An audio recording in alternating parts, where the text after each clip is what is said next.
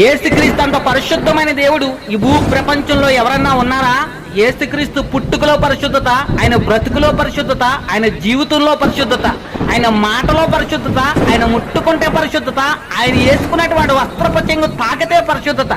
ఒక స్త్రీ రక్తస్రావ రోగంతో బాధపడతా ఎంతో మంది డాక్టర్ల దగ్గరికి వెళ్ళి ఎంతో డబ్బు ఖర్చు పెట్టుకుంది, కానీ తన రోగానికి ఎలాంటి ప్రతిఫలం లేదు. కానీ ప్రభు అయిన యేసుక్రీస్తు నా రోగాన్ని బాగుపరుస్తారు అని నమ్మి ఆయన వస్త్రపు చెంగు తాకగా ఆమె పూర్తి ఆరోగ్యాన్ని పొందుకుంది. ఇంత గొప్ప పరిశుద్ధమైన దేవుడు మరెవరన్నా ఉన్నారా?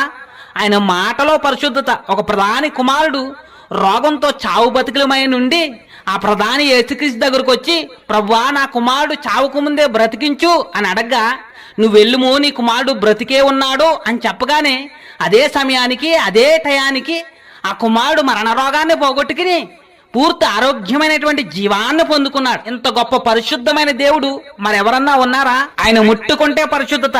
కుంటివారిని, గుడ్డువారిని, మోగవారిని, కుష్ఠరోగుల్ని యేసుక్రీస్తు ముట్టుకుంటే వాళ్ళ పూర్తి ఆరోగ్యాన్ని పొందుకున్నారు. కాబట్టి ప్రియస్నేహితుడా, ఇంత గొప్ప పరిశుద్ధమైన దేవుణ్ణి నమ్మి విశ్వసించి ఆయన చిత్తానుసారంగా జీవిస్తే ఈ పాపిష్టి లోకంలో నీకు పాపమే అంటుకోకుండా పరిశుద్ధంగా జీవించేలాగా చేస్తారు. ఆమె